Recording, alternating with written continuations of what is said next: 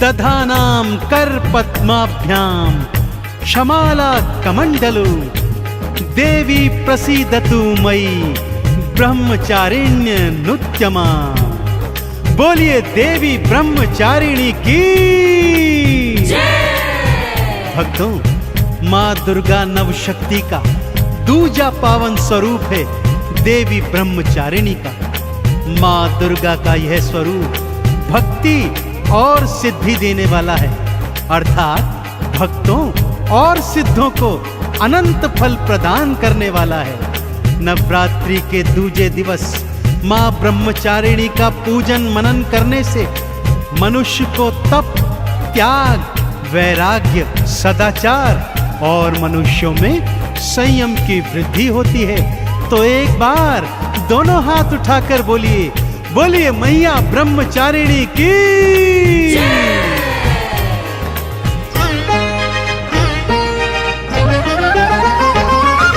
दुर्गा रूप निरंजनी दूजा ये अवतार है। ब्रह्मचारिणी माँ को ध्यालो सबका बेड़ा पार है। दुर्गा रूप निरंजनी दूजा ये अवतार है। ब्रह्मचारिणी माँ को ध्यालो सबका बेड़ा पार है। ब्रह्मचारिणी नमो नमः, आदि भवानी नमो नमः, जन कल्याणी नमो नमः, माँ वरदानी नमो नमः।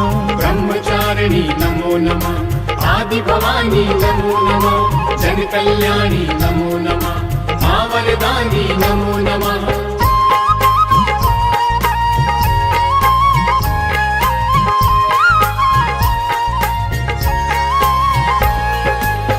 जैसा कि नाम से ही विदित है भक्तों, ब्रह्मचारिणी अर्थात तप का आचरण करने वाली माँ दुर्गा का ये स्वरूप तप का आचरण करने वाला है।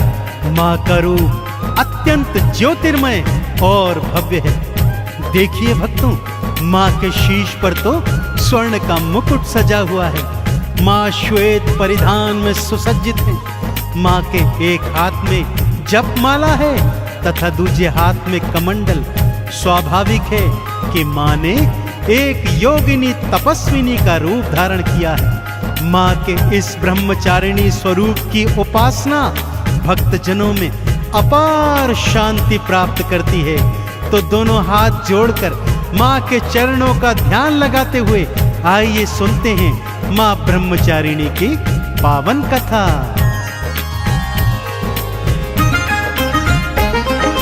ब्रह्मचारिणी मैया भक्तों श्वेत वस्त्र को धारे है। जपमाला लेकर के हाथ में शिव का नाम उचारे है।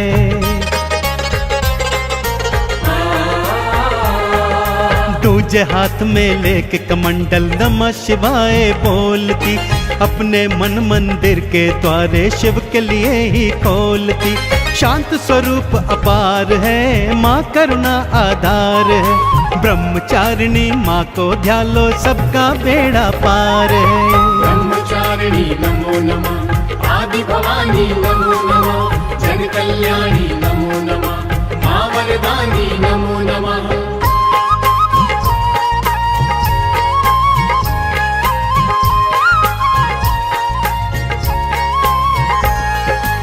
भक्तों, पहले नवरात्र में माँ शैलपुत्री की पावन कथा में मैंने आपको माँ सती की मार्मिक और पावन कथा सुनाई थी। वही माँ सती इस जन्म में पर्वतराज हिमालय के घर में पुत्री रूप में अवतरित हुई। माता पिता बहुत प्रेम से पुत्री का लालन पालन करते थे, परंतु पुत्री के मन में तो भगवान शिव को वरण करने की लगन लगी हुई थी। वो तो खेल भी ऐसे खेलती थी भक्तों कि स्वयं दुल्हन बन जाती और भगवान भोलेनाथ को दूल्हा मान उनसे विवाह करती रहती। पहले तो माँ बाप ने ये बालपन समझकर इसको हंसी में उड़ा दिया, परंतु उन्हें ज्ञात नहीं था भक्तों कि ये कोई बाल हंसी नहीं है, ये तो जन्म जन्म का नाता है। आगे क्या होता है आइए सुनाता हूँ।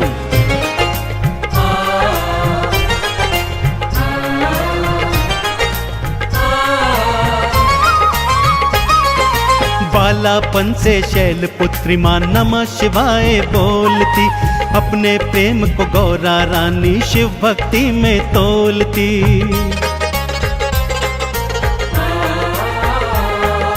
पहले तो मैया बाबा ने बात हंसी में उड़ाई है, पर गौरा की लगन देख के चिंता अब हो आई है। शिव इनके भगवान हैं, शिव ही इनका प्यार है। ब्रह्मचारिणी माँ को ध्यालो सबका बेड़ा पार है। ब्रह्मचारिणी नमो नमः, आदि भवानी नमो नमः, जन कल्याणी नमो नमः, माँ वरदानी नमो नमः।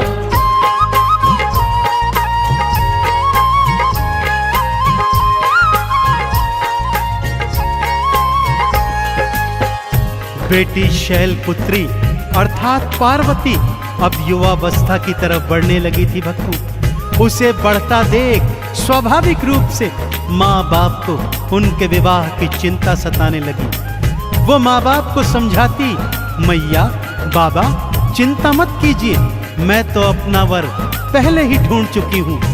ये सुनकर तो माँ बाप और भी चिंतित हो जाते। एक दिन राज पंडित बुलवाया और तीनों लोक में भिजवाया, जाओ गौरा के लिए कोई उचित वर ढूंढ के लाओ। राज पंडित जब जाने लगे तो मार्ग में शैलपुत्री ने उन्हें रोका।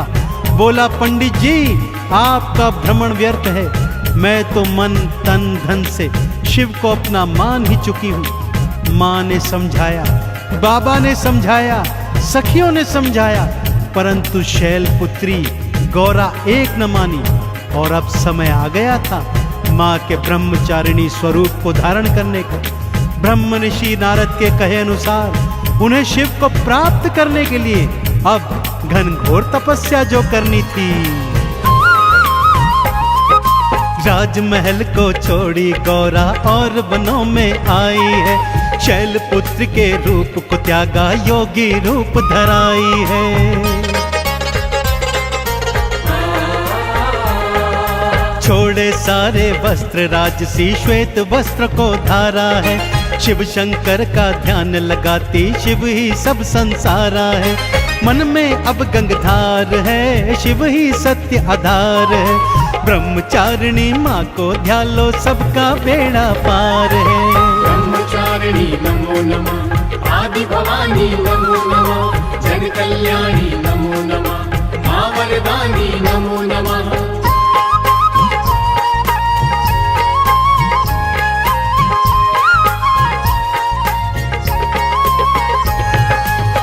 पूरे 1000 वर्षों तक माँ ओम नमः शिवाय मंत्र का जाप करती रही।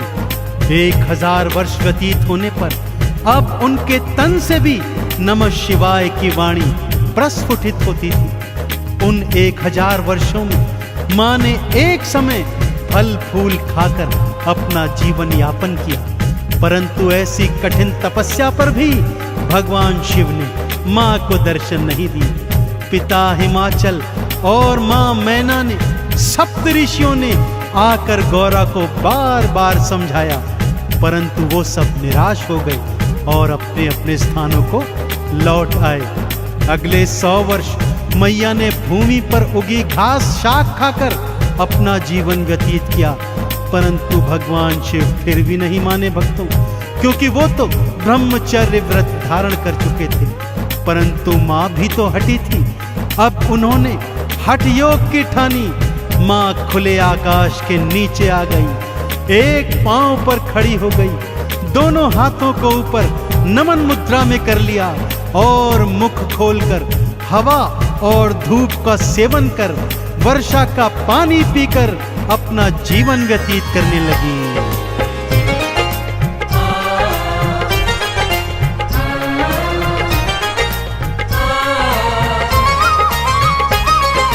हवा धूप खाती थी मैया, वर्षा पानी पीती थी, नमः शिवाय मंत्र रात दिन मैया रानी जपती थी।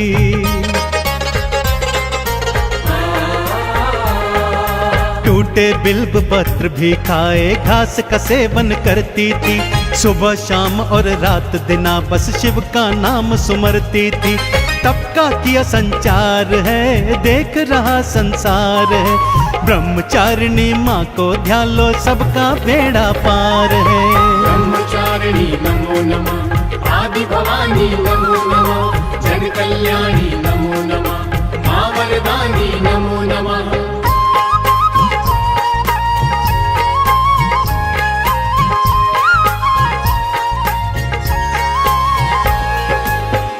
नमः शिवाय मंत्र का जप करते करते माँ की काया एकदम क्षीण पड़ गई। भक्तों, सभी देवी देवता, ऋषि मुनि, सप्त ऋषिगण माँ की शरण में आ गए। माँ के तप की भूरी भूरी प्रशंसा करी और माँ से प्रार्थना करी कि हे माँ, अब अपना तप समाप्त कीजिए, क्योंकि आप जैसा तप न तो इस सृष्टि में आज तक किसी ने किया है और ना ही कभी कोई कर पाएगा।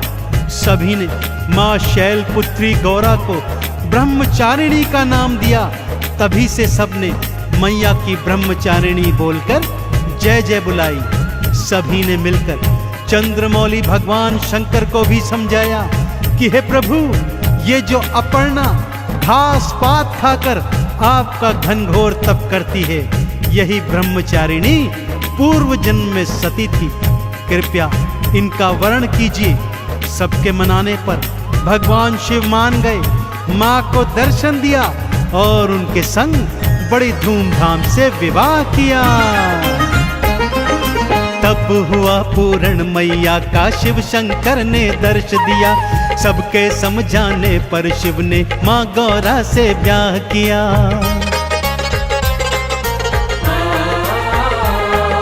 नंदी चढ़ के शिव के संग में माँ कैलाश पे आई है। चंदन तिलक लगा भक्तों ने जय जयकार बुलाई है। खुशियों की बहार है, सृष्टि में जयकार है। ब्रह्मचारिणी माँ को ध्यान लो, सबका बेड़ा पार है। ब्रह्मचारिणी नमो नमः, आदि भवानी नमो नमः, जन कल्याणी नमो